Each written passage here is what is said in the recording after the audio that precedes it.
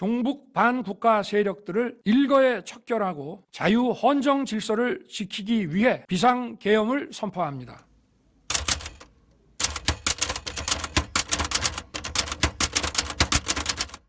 12월 3일에 계엄령 선포가 있었는데요.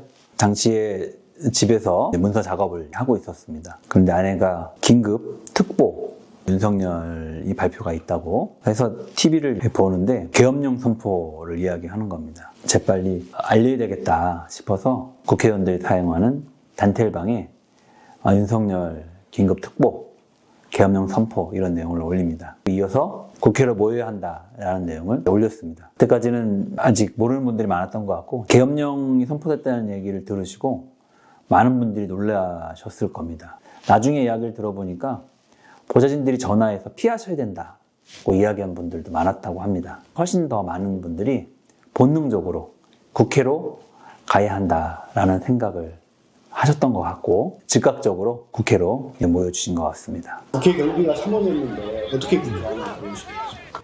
그 의원들 단텔방에 국회로 모여야 한다는 글을 제가 처음으로 의원들 중에서 올렸습니다. 제가 글을 올리자 많은 분들이 국회로 모이자는 글들이 밑에 댓글로 쭉 달렸던 것을 기억이 납니다. 국회로 오면서 전화를 계속 했습니다. 원내대표에게도 전화를 하고 이해식 비서실장에게도 전화를 했습니다. 가장 먼저 이해식 비서실장에게 전화를 했는데요. 대표님 현재 위치 확인되는지를 물어보고 신속하게 전체 의원들이 모일 수 있도록 조치해달라고 하는 요청을 했고 원내대표에게도 전화를 시도하고 했습니다. 국회 주변에 와서는 어느 문으로 들어갈 수 있는지를 국회에 먼저 와 있는 사람들에게 확인을 했는데 국회는 이미 봉쇄된 상태였습니다. 이미 국회 곳곳에 경찰 병력들이 배치는 되어 있었습니다. 그런데 이 간격이 촘촘하지는 않았습니다. 출입문에는 많은 병력이 있었지만 출입문과 출입문 사이 담장에는 대략 20-30m 간격으로 한 명씩 배치되어 있는 이런 모양새였습니다. 그래서 어느 담을 넘으면 좋을지 보기 위해서 국회 외곽을 돌고 있었는데 국회 정문에 출입이 가능하다라고 하는 연락이 왔습니다. 한 11시 30분이 조금 지난 시점이었던 것 같습니다. 비상계엄이 선포된 지난 3일 밤 11시 7분 경찰은 국회 출입을 약 30분간 제한적으로 허용했습니다. 그렇게 잠깐 국회 앞에 문이 열렸을 때 국회 안으로 뛰어들었고요. 다시 국회 정문은 경찰에서 통제가 되기 시작했다고 합니다. 약간의 지휘체계가 혼란한 틈에 제가 국회 안으로 뛰어들어올 수 있었습니다. 지금 생각하면 그냥 담을 넘어 들어올 걸 이런 생각도 들기도 합니다만 저는 비교적 수월하게 국회 안에 진입할 수 있었고 그때 박지원 의원도 함께 저와 뛰어들어왔습니다. 여러분하고는 언제쯤 맞닥뜨리게? 의원들이 한 번씩 계속 모이기 시작했고 대략 한 12시 반쯤 된 시각이었는데요. 그때 큰 소리로 누가 군인들이 헬기를 타고 나타났다. 헬기 석 대는 국회 운동장에 착륙했습니다. 헬기에서 내린 무장한 계엄군들은 국회 본청으로 이동해 진입을 시도했습니다. 순간 굉장히 놀랬죠. 그래서 제가 로텐도어로 나가서 현관문 쪽으로 나가보니까 이미 군인들이 그 현관 앞까지 와 있었습니다. 그리고 보좌진들하고 맨몸으로 대치를 하고 있었고 본청 현관에는 집기류들이 쌓여져 있는 상태였습니다. 그리고 그 병력이 국회 안에 진입을 시도하고 있다라고 하는 이야기를 들었고 나중에 알고 보니까 거기가 공수부대 중에서도 꼽히는 707 특임대였던 것으로 확인이 됐습니다. 전신을 무장하고 소총을 두른 계엄군들이 국회 본청 2층 내부에 진입합니다. 본청 안에 있던 국회 보좌진들이 의자와 책상 등 각종 자재들로 문을 막아서고 소화기까지 뿌립니다. 그리고 3층의 로텐도어 입구까지 진입을 시도하는 장면을 목격했습니다. 그때 제가 로텐도어 입구에서 보니까 칠곡진 특임대에게 보좌진들이 소화기를 뿌리는 장면을 목격했습니다. 그때가 아마 가장 좀 긴장되는 그런 상황이지 않았나. 계엄 해제 표결 상황에 대해서 설명해 주십시오.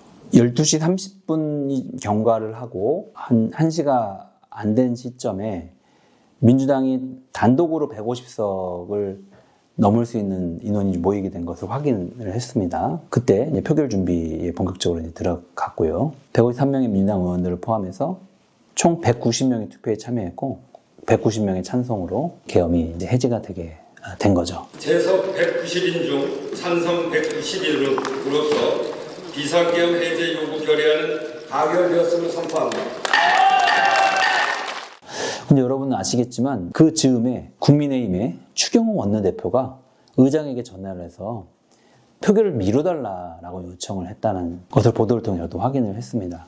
만약에 그때 추경호 원내대표 요청대로 표결을 미쳤다면 정말로 큰일 날 뻔했습니다. 특전사령관에게 전화를 해서 아직 정원이 되지 않았으니까 문을 부수고 들어가서 의원들을 끌어내라 라고 하는 전화를 했다고 나중에 확인하게 됐습니다. 그 정황에서 놓고 봤을 때 정원이 되면 한시라도 빨리 표결을 해서 계엄을 해제하는 것이 맞는 상황인데 표결을 늦춰달라고 했다는 것은 정말로 반역적 행위라고 생각합니다.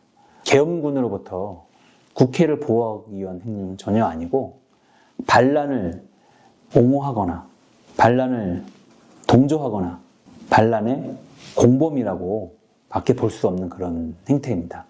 정확한 내용 수사를 통해서 반드시 밝혀져야 할 거라고 생각합니다.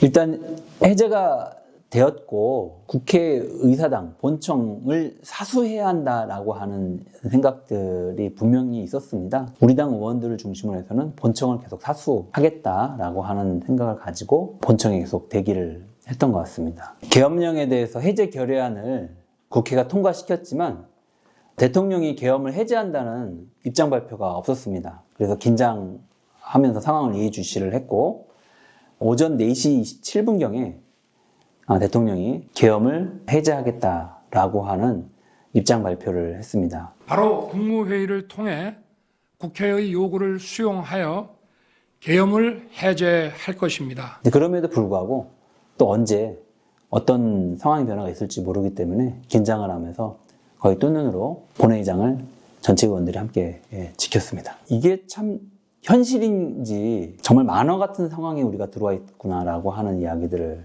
했습니다. 45년 전에 있었던 일이 다시 우리 눈앞에 펼쳐졌기 때문에 참 실감이 나지 않는 그런 시간이었던 것 같습니다. 다행히 계엄령이 선포됐을 때 의원들이 기민하게 대응을 해서 계엄령 해제 조치를 할 수 있었던 것은 정말 다행스러운 일이라고 생각을 하고요. 무엇보다 그게 가능하게 했던 것이 시민들이 국회로 함께 달려와 국회로 들어오려고 하는 계엄군들을 몸으로 막고 방어해 주신 게 큰 힘이 됐지 않았나. 그리고 국회 본청을 진입하려고 했던 계엄군들을 몸으로 막고 또 집기를 세워서 바리케이트를 만들고 일사불란하게 대처했던 국회 보좌진, 당직자 이런 분들이 정말 큰 역할을 했다. 또 현장에 취재를 위해서 왔던 기자들도 함께 취재를 하면서 또 많은 유튜버들도 카메라를 들이대면서 계엄군의 국회 진입을 막는데 우리나라의 민주주의를 지키는 데 한 역할들을 톡톡히 해주셨다고 생각합니다.